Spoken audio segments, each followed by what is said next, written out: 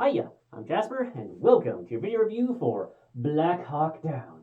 It's a movie starring Josh Hartnett, may he rest in peace, Tom Sizemore, Orlando Bloom, Eric Bana, Jason Isaacs, the accountant from Drive Angry, and a number of other people that I probably am forgetting, but a whole bunch of people. So, as always, I'm going to be good, the bad, and the furry. To start off the furry, I think a couple of dogs just run across screen, don't make an otherwise interesting appearance. Moving on to the good and the bad. So this is based off a true story of what happened during an operation that was launched in Somalia in 1992. And from what I can tell from the trivia, it's pretty accurate to what actually happened at the time. Like, it's not one of those like loosely inspired by type of thing. It seems like it's pretty accurate.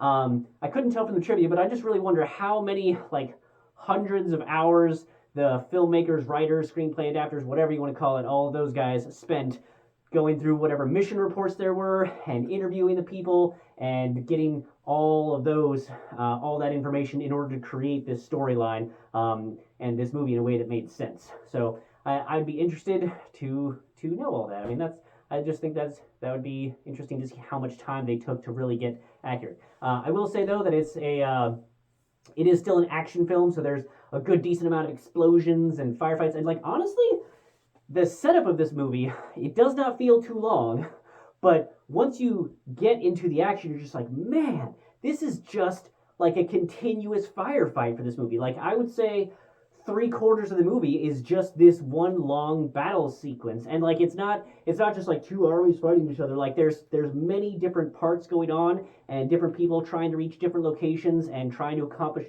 different objectives, but it was really gripping throughout and really well choreographed action and just fantastic use of showing off military equipment of the time. And I really feel like this is a great example of how shit can just go sideways during military operations that are, there's certain levels of planning and certain levels of political things that can interfere with, what could be a mission objective. And what the mission objective is versus the long-term implications and what the actual things are to change things.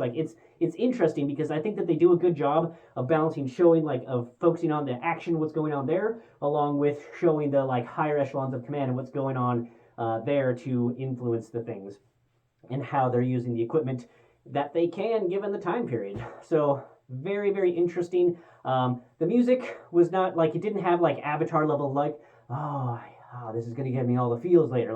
But the music was good. It was fine, and the action, like I said, was awesome. This was good use of the explosions and sets and the CGI. If there was a whole bunch, I don't really think that there wasn't. It seemed like it was mostly practical effects, and I thoroughly enjoyed it. The one thing that I will say though is that, at least on this watch through, it was a little hard to keep track of all the different elements. There was a couple times where I'm like, wait, where is this guy trying to reach over here? And how did those guys get there? Or when did that happen? I felt like I missed a couple things. So maybe I should have been paying closer attention when I was watching this, because it's not like I was watching it in the theater and couldn't be on my phone. So I'm not on my phone a little bit. But not enough to distract my overall enjoyment, and just the storyline as it was progressing, I was still able to understand. It's just some of the minor things I feel like I would need to rewatch, or see some type of overhead view of where things and people moved and what happened there to really clear things up. But I appreciate, and I think it was a right choice for them not to have the overhead map thing and show people progressing or whatever, like Indiana Jones style of having the overlay of the airplane moving. Nah, I'm glad they didn't do that.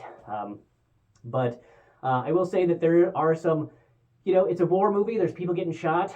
There's people getting injured. There's people trying to help the injured. So if you're not comfortable with that sort of thing, this may not be the movie for you. If war movies are not your thing, this is definitely not your movie, because this movie is, like I said, 3/4 just one long continuous action battle sequence.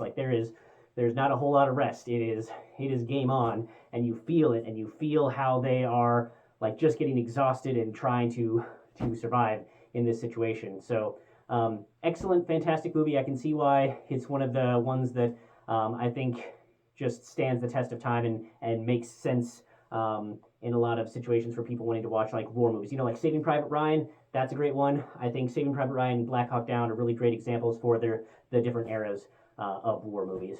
But that's really all I have for this one. Thanks for coming. Thanks for watching. Hope to see you at the next one. Bye.